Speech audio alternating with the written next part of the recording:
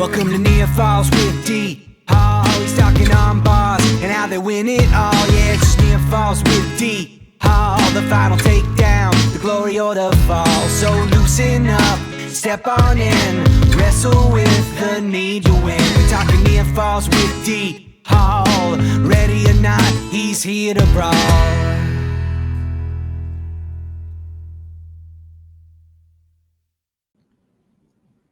What's going on, wrestling fans? Welcome into another edition of Near Falls with D Hall, a wrestling podcast. Today, so excited. This is the best time of year. My favorite project of the year, the 24-25 WPIAL Coaches Preview. So excited to bring this to you guys. I have a bunch of different coaches coming on from across the WPIAL. They're going to come on, talk about their schedule, expectations, up-and-comers, their leaders, their seniors, all that type of stuff. You guys know the drill. This is year 3 or 4 of me doing it. So pumped up to bring it to you guys. I really hope you enjoy it, and just hope you enjoy listening to these guys talk like I did. It was always a blast for me, and this year was no different. So without further ado, welcome in to the WPIAL Coaches Preview. Welcome to the Near Falls WPIAL Show, where D.R. and Kaz are gonna tell you all the things you wanna know. Whether it's Trinity or Spencer Lee or Mr. Kurt Angle, just ask Vinny, where be at Ken and Mac for sure. They got the interviews to soothe your soul, because it's Near Falls in the WPIAL. All right, joining me next on the call, head coach of Thomas Jefferson High School, Mr. Mike Laddick. How are you, sir?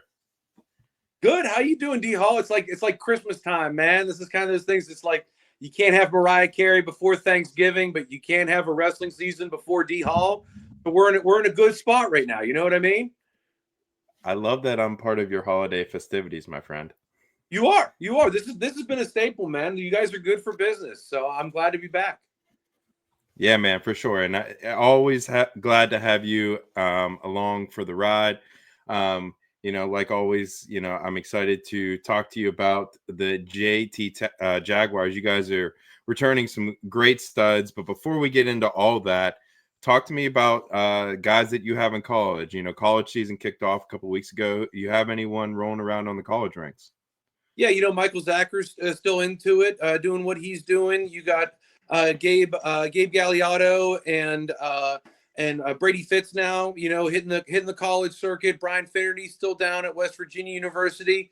These things are good. These things are good for our kids and for our program. Again, we're spanning Division 1, 2, and 3, which is really nice for the old TJ Jaguars.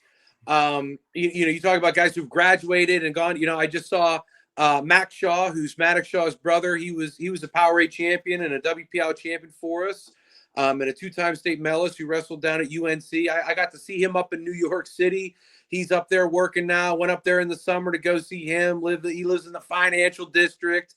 Alex Weber just graduated from the University of Pittsburgh at Johnstown, and he's coming back. He's a volunteer coach for us. He was a part of our first section championship team. He was a WPIAL runner-up. Multiple-time county champion, section champion. I mean, an absolute hammer and a stud, and that's what you want. You want guys coming back into the program. We had that a couple years ago with Dom Devine. Even guys who are doing things at other programs. The Lynch brothers who were down at Ringgold, they're helping out down there. They're doing good things, right? They're working. One of them's working in the school. One of them's just helping out, volunteering, but they're coaching. You see guys who are involved in the sport, and they want to participate, and they want to help at the next level, or they want to help at the level that they can closest reach, which is high school for a lot of us. So it's a great thing. It's a great thing, and even on me on a personal note, it's been 15 years since I was at South Fayette High School, since they so abruptly departed me from their institution. But Nick Carr, he was my first state champion, and he reached out to me. He got inducted into the South Fayette Hall of Fame, and it was really nice. It was real nice to take my wife and to meet up with my old assistant coach, who's now the head coach at Keystone Oaks. His name's Rich Patinato. Rich was instrumental in my success and Nick's success as well too. And it was great to see, that kind of that door closed, right? It felt good to see that kid on the stage and get acknowledged for his accomplishments, for what he did for that program, for himself at Division III, winning a national title, and was also a Division III runner-up at Washington and Jefferson. So it's been a lot of positivity, but that's what you want, and that's what we want to have keep happening. Yeah, no doubt. And that's all good things to hear. And, you want to hear, guys coming back. To me, that's fantastic. Getting back in the room, getting hands on the kids again, and teaching the stuff that they learned from guys in years past. So that's great stuff. Talk to me about your offseason program. Obviously, you have some great guys returning. We're going to get into them in just a little bit. But talk to me about the program. I know every year you kind of say this is hands off. You let them do their thing at the clubs. But, are you kind of checking in with the guys? What's that look like for you? Yeah, I mean, I was, I let Snapper. He was, getting kids to come in, and he was doing his club, and he was doing traveling, and he's got practices on Sundays, Tuesdays, and 13s down there on New England Road. If anyone wants to go down there and go to the D1 Wrestling Club, he does such a great job, and he's helped bring a lot in transition. You speak of younger guys, a lot of younger guys who are 8th grade going to 9th grade. At the banquet last year, I told them, I said, this is open door season. Anyone that wants to come and be a part of this team right now, we have it. We have holes in our lineup. We have spots available for guys to be competitive, and some of those guys took that real serious, and some of those guys were really committed, and they're hopefully going to show some progress here. Our schedule is tough in December. Who are some of those guys that we can kind of keep an eye out for? Give me a couple names, or a name maybe. I'm gonna forget some names. I mean, I've got a whole new slew of brothers, right? Like coming up, right. I got Fitz's younger brother. I've got Pollock's younger brother. I've got LeBrier's younger brother. You know what I mean? I've got, young men. Just throwing last names out there because I called the one kid the wrong name in practice today. I couldn't believe it. And it happens. Cordova and Costa and Catawaller. You have all these guys, these young guys who are on the junior high team, and what they're doing is they've made a conscious effort to say, I'm a varsity wrestler as a freshman. And that's a testament really to Snapper, because Snapper did that, and he said, he's in the camp. I did it. You can do it. And he's really pushing that. And you have to have a certain mentality, a certain preparation level to come in, because these kids could probably be in the high to mid 20s, 30s wins in junior high, but they're going to come on the varsity team. And, they may be in that 500 range, right? Like they're just going to have to learn how to get through their parts and their processes, and what works and what doesn't, and being able to step in. I mean, even down below. I mean, I have, Connor, who's a young 106 pounder. I've got, I had a Ket brother, but he played football and he suffered an injury, but he's got a younger brother. These guys are going to find out that this season is long. So they may not have an immediate spot, but they have a role. And they have a place on our team where they can prosper and thrive, and we'll get the matches. We'll go to Midwinter. We're going to go to the counties. We're going to go to Hampton. We'll put them in Powerade or in JV Powerade, whatever it is. The one thing that we've kind of, our identity at Thomas Jefferson, whether it's the offseason or the on-season, it's find matches. Find matches, get to practices, get better, work on technique, improve. To steal one of Snap's terms, sharpen your tools. You don't just limit yourself, expand your toolbox, and just make sure that they're clean and that they're sharp. Shaw and Marlowe do their things as far, Shaw was wrestling, down in Fargo and did well out there. Marlowe had a very competitive off season. There was that Who's Number One that Shaw participated in. That was, that was quite a fest. That was an interesting event for sure. Real tight and crammed in there, but still good for the sport. It drew a lot of eyes. It drew a lot of attention. And then I got 4 or 5 guys playing football, and they're lifting and they're doing the things. That's Shep. That's Big Hunter. That's Trent Miller. That's those guys who are going and playing football right now. And we got to cheer them on, D Hall. You know what I mean? We all had the old days of football versus wrestling, but the fact is that this is what these kids desire. That's what they want. Shep's going to play football in college, but he's our biggest team advocate, right? So we got to support him. We got to cheer for him. We got to hope he stays safe. And then when he comes back, we got to protect those guys. You know what I mean? We got to make sure they get in shape, get in good position, and then start to get into the season. Yeah, for sure, no doubt. And one of those things that you touched on a bunch of things, but you also touched on some of your big returning seniors. I mean, guys that have been stalwarts of your program, guys that have won over 100 matches, have, won big matches for your program, section titles, WPIAL titles, state titles. Talk about what it's like, the legacy that group is leaving, and, their senior years coming up. And it's just, for me, I've really enjoyed the run that group of kids that you've had the last couple of years. Well, anyone that says that like it was expected or we knew all along, it either doesn't coach or has never been in that position that the kids have been in, right? And maybe a potential combination of A and B. You can't look at what Shaw did his prior 2 years and say that the linear progression of third to second to first, you know what I mean? Like now into his senior, you look at Marlowe, who didn't even qualify his first year. He loses in the blood round and takes third and does a phenomenal job in the semifinals. And Shep, who there's another kid who came up on our team as a freshman, didn't start his freshman year, took sixth in the WPIAL tournament, and then just pieces it together. But these guys have been with us since they were freshmen. Like they bought into themselves. They are super tight knit, and they have started to branch out and help more of their teammates. And I think that is making them better, not only leaders, but better wrestlers. Because not only are you doing it, you're articulating how and why you're doing what you're doing. They're helping kids grow. I think that's the long-term legacy. I have never been one to talk about a win.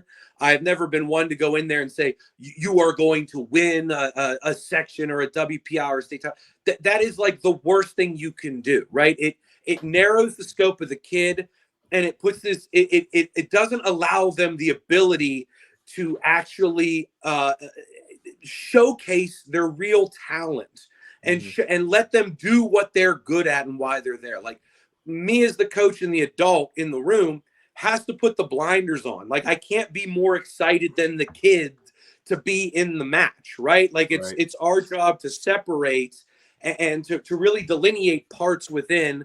And I'm real happy that my dad's there to help do that. Like he gets in there and still goes and still works out with Big Chef. Talk about your wrestling, or talk about your staff while you're on that. I mean, your dad's obviously a big part of that, and your dad's been around as long as I've been around. I'm sure as long as you've been coaching, he's probably been helping you out. So just talk about your group, man. You got a great coaching staff that helps you along the way, and I know you preach that.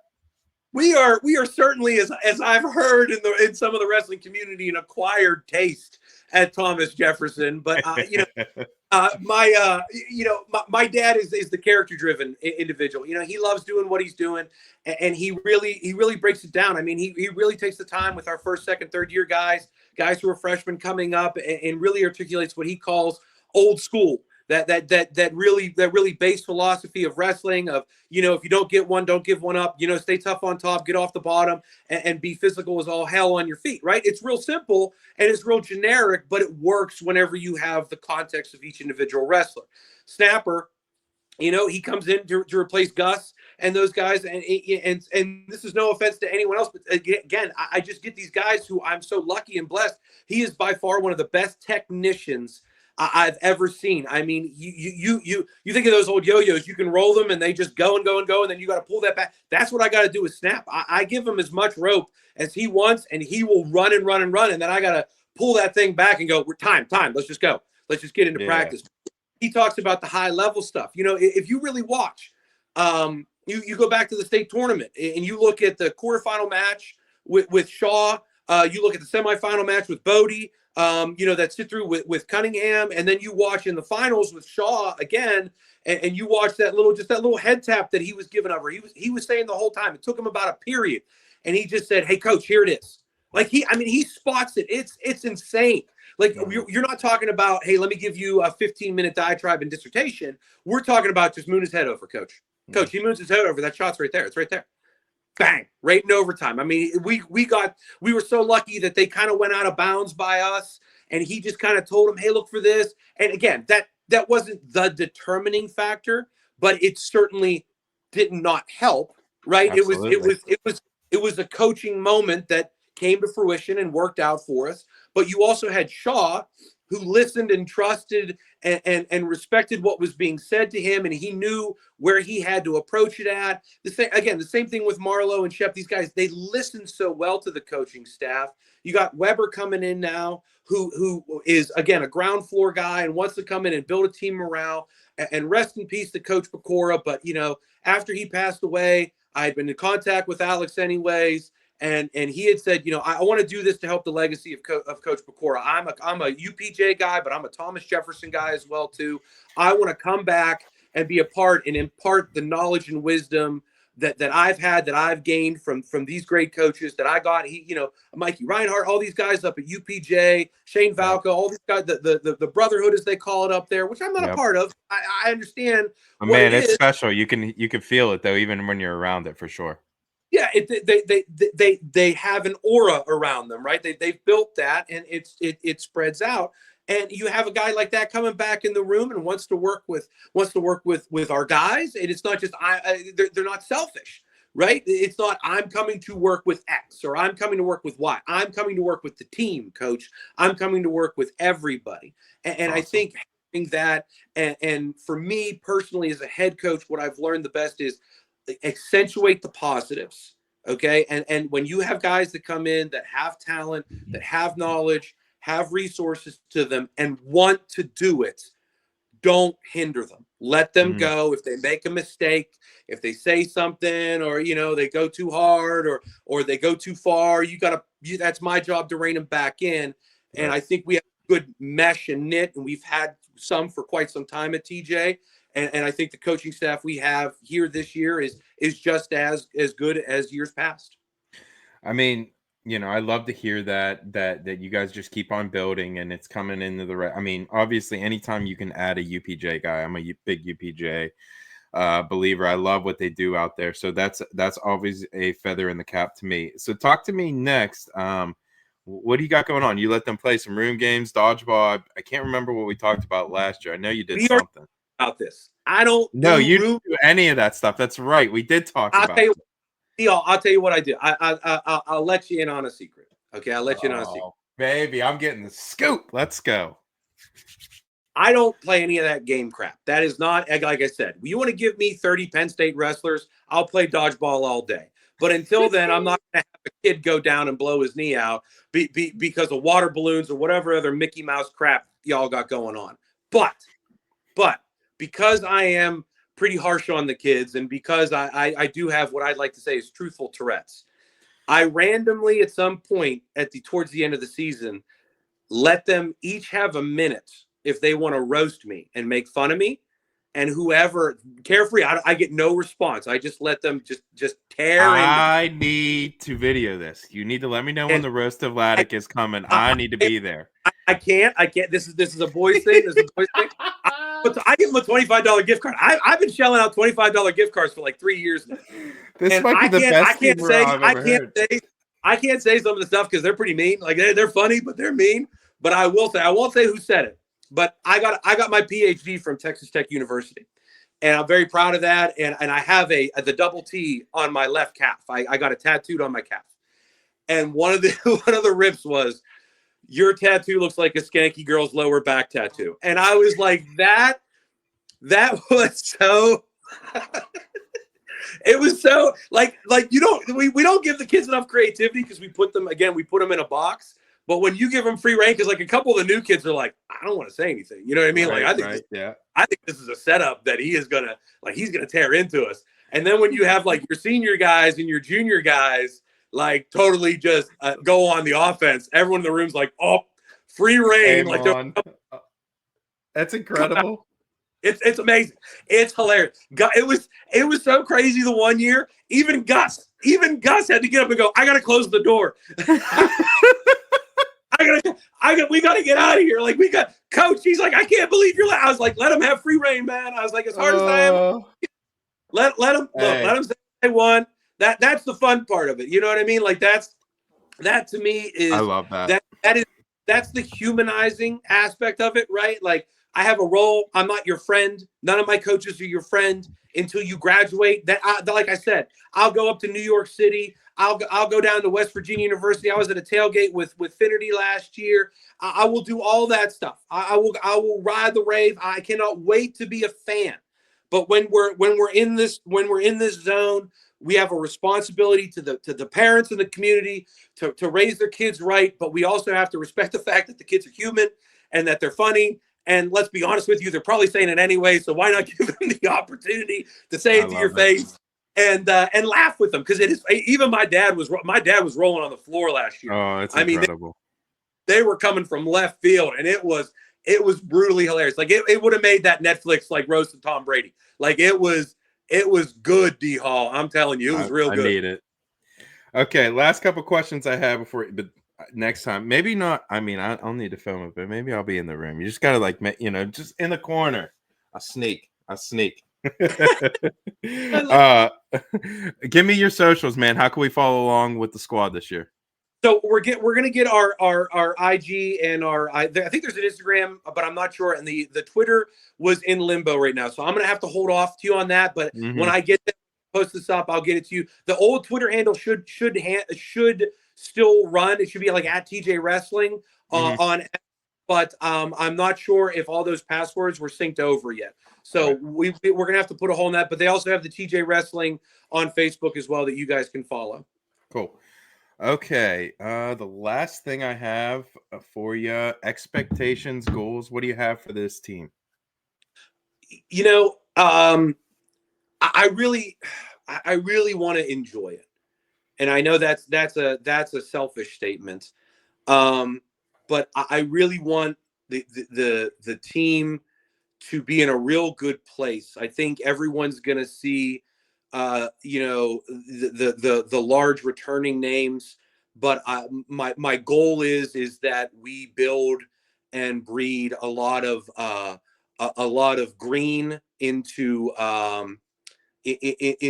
like more than just garnish, if you will. You know what I mean? Like there are kids that with the new rules and postseason coming into effect, there's going to be opportunities. This is very challenging, right? Like it's hard enough to get out of the sections and the WPIALs, but you are adding a couple extra spots and an extra round, and that it's not going to be easier when you have Erie Cathedral Prep and McDowell and Du Bois and State College and Central Mountain and Mifflin County. You got all these schools that are hammers, but if our kids can be in the right mindset and the right position to say, why not me?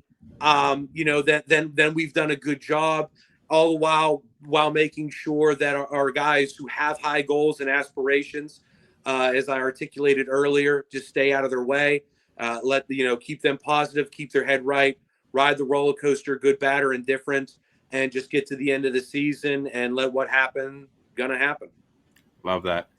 Coach, anything else for me before I leave you go? No, I really appreciate you guys and what you guys have been doing, and you're committed to it. The stuff that you got going on with Gus, you guys got your meat hammer or whatever it is, baby. Which is great. The sport's expanding and growing, and it's getting stronger. I think interest is starting to pick up again, and I think this is one of those platforms. You're going to have a lot of cross collaboration, especially like I talked about with that Southwest Regional. Now, you know what I mean. You're really going to take a deep dive into that, and that's going to take a lot of work, and it adds to your plate. But I think it's good for the sport, and I think we've got a real competitive district this year. And I think that there's going to be a lot of surprises at the end of the season. And I think everyone just needs to be ready for it. Love that. Coach, thank you so much for your time. I will probably see you at Hampton. I believe that's the first one of the year. We'll be there. My man. Appreciate you. Thanks, D-Hall.